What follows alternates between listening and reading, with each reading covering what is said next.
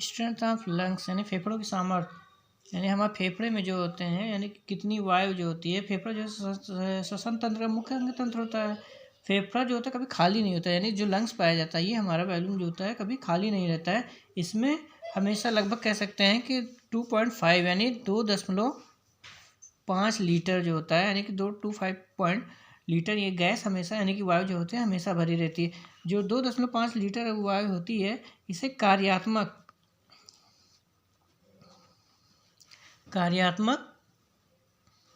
अवशेष वायु कहा जाता है, यानी कार्यात्मक अवशेष वायु से कहते हैं। ये हमेशा यानी कि ये खाली नहीं रहेगा, ये हमेशा उसी में भरा रहता है लंग्स के अंदर। इसलिए और प्रत्येक सांस में जो हम सांस लेते हैं यानी श्वसन क्रिया के माध्यम से हमारे अंदर 0.5 यानी 0.5 लीटर जो होती है ये गैस हम फेफड़ों में भरते और निकालते रहते हैं। यानी कि जो श्वसन क्रिया करते हैं तो इसमें लगभग 0.5 लीटर जो होती है गैस ये हमारे शरीर के अंदर लंग्स में जाती है, उसके बाद वहाँ से निकलती है। तो ये जो श्वसन क्रिया में यूज होती है इसे प्रवाही वायु यानी यही जो होती है इतनी मात्रा में हमेशा जनरली वे में हम ऑक्सीजन में यानी श्वसन क्रिया में इतनी जनरली वे में इतनी 0.5 लीटर जो वायु होती है इसी को हम लेन देन यानी इंटरनल और एक्सटर्नल एटमॉस्फेयर में करते रहते हैं, इसी प्रवाही वायु कहते हैं। अगर हम बहुत तेज़ी से सांस खींचें यानी बहुत गहरी सांस लेते हैं तो हमारे अंदर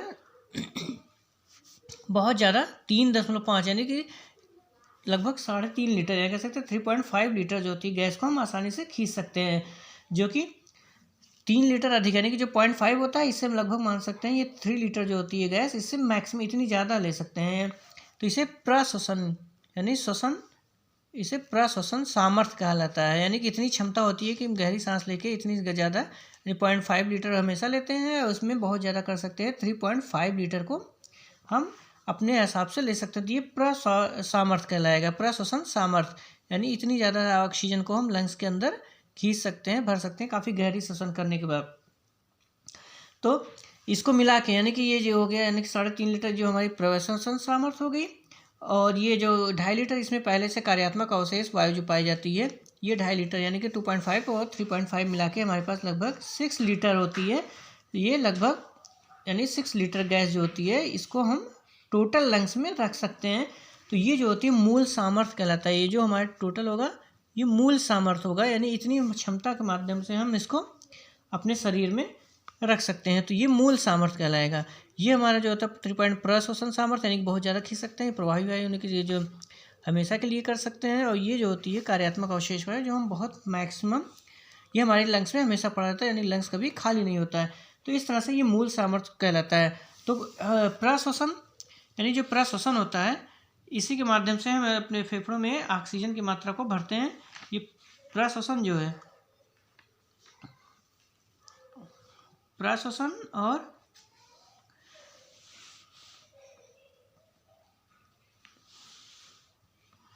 यदि हम प्रश्वसन यानी कि जो गैस हम प्रश्वसन में लिए हैं यानी जो सामर्थ्य हमारे 6 लीटर हो गया या प्रश्वसन सामर्थ्य हो गया, ये तो हमारे सामर्थ्य हो गया। लेकिन अगर हम निःश्वसन करते हैं, ये श्वसन में होता है, लेकिन अगर हम निःश्वसन करते हैं यानी कि गैस जो होती है बाहर निकालते हैं वायु को, जो अगर हम बाहर निकालते हैं निःश्वसन जिसे कहा जाएगा, इसमें जो होगा मैक्सिमम वायु यानी कि हम लगभग 4 लीटर लगभग 4 लीटर जो होता है 4 लीटर जो होगा इतनी गैस को हम बाहर निकाल सकते हैं। यानी निःश्वसन के माध्यम से लगभग 4 लीटर को गैस को हम बाहर निकाल सकते हैं। यानी कि ये जो 4 लीटर यानी कि जो 4 लीटर रखा गया है यानी कि 4 लीटर हमने 6 लीटर टोटल है, तो जो 4 लीटर निकालने का मतलब हो गया कि इसके साथ हमारे जो 0.5 लीटर है ये भी इसमें से जाएगा, तो टोटल कितना हो गया 4.5 लीटर। यानी 4.5 लीटर हम मैक्सिमम अपनी गहरी सांस के माध्यम से यानी कि काफ़ी बाहर यानी कि निःश्वसन में लगभग 4 लीटर गैस निकाल सकते हैं। तो टोटल यानी कि ये प्रवाही वायु 5 लीटर होता है, तो इन दोनों को मिला के लगभग हमारे शरीर से कितना लगभग 4.5 लीटर वायु बाहर निकाल सकते हैं, यानी ये 4.5 लीटर के लगभग कह सकते हैं। तो ये जो 4.5 लीटर निकल रहा है इसको हम सजीव सामर्थ्य कहते हैं।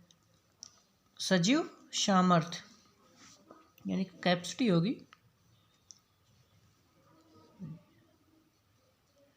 सजीव सामर्थ्य होगा। यानी ये टोटल यानी 4 लीटर अगर हम काफ़ी गहरी सांस छोड़ते हैं यानी काफ़ी खींच के निकाली जाती है तो ये 4 लीटर मैक्सिमम निकालेंगे, और 0.5 लीटर जो होता है प्रवाही वायु होता है, तो मतलब 4.5 लीटर रहेगा। इसके बाद भी हमारे अंदर जो होता है लगभग 1.5 लीटर, यानी कह सकते हैं 1.5 लीटर जो होगी, 1.5 लीटर जो होगी वायु जो होगी बची होगी, इसी को हम अवशेष वायु कहेंगे। यानी इतना हमारे के लंग्स को कभी खाली नहीं कर सकते, कितनी भी आप कोशिश कर लें, तो ये हमारी 1.5 लीटर जो होगी मैक्सिमम उसमें पड़ी रहेगी। इन्हें कि निकालने के बाद कितनी भी जो फोर्स के साथ यानी कितनी भी देर यानी कि ऑक्सीजन जो सोचे कि लंग्स को खाली कर ले, तो ये बिल्कुल खाली नहीं हो सकती है। लगभग 1.5 लीटर जो होती है हमेशा के लिए पड़ेगी, तो ये अवशेष वायु कहलाएगी। कितनी भी सामर्थ्य लगा लें, मतलब कितनी भी पावर का ताकत लगा दें कि ये हमारे खींच के ज़बरदस्ती भी निकालेंगे, तो ये इतना लीटर जो होता है हमारा से पड़ा रहता है, जिससे के कारण होता है लंग्स आपस में चिपकने नहीं पाता है, और अगर चिपक जाएगा तो इसमें दिक्कत होगी। तो इसलिए इसमें जो इतनी 1.5 लीटर होती है वायु हमेशा पड़ी रहती है, जो अवशेष वायु कहलाती है, जो उस लंग्स में रहती है। यानी कार्यात्मक वायु जो होती है, जो कार्यात्मक है, यानी कि 2.5 लीटर जनरली पड़ा रहता है।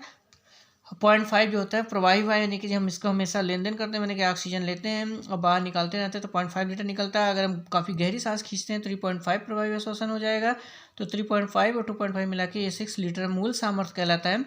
और उसके बाद निःश्वसन यदि टोटल मिला के 6 लीटर, और काफ़ी गहरी सांस के माध्यम से अगर छोड़ते हैं तो 4 लीटर निकलेगा, 5 यानी कि लगभग 4.5 लीटर हमारा सजीव सामर्थ्य होगा जो कि निकल के जाएगा। लेकिन उसमें बावजूद भी हमारे 1.5 लीटर जो होगा अवशेष वायु में बचा रहेगा, यानी फेफड़ा कभी खाली नहीं होगा। तो ये फेफड़ा यानी स्ट्रेंथ ऑफ लंग्स होता है।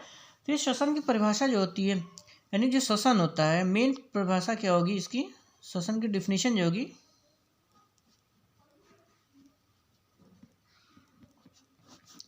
definition of respiration।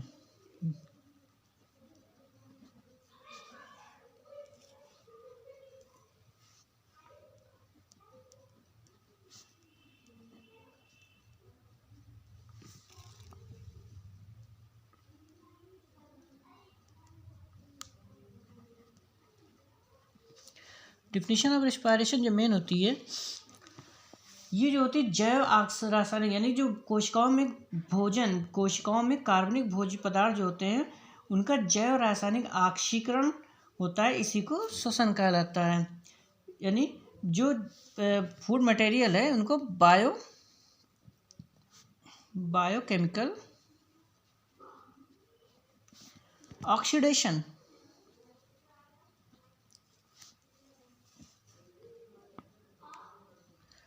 Biochemical oxidation यानी जो कार्बनिक यानी फूड मटेरियल होता है बायोकेमिकल ऑक्सीडेशन ही ये मेन रिस्पायरेशन यानी श्वसन कहलाता है।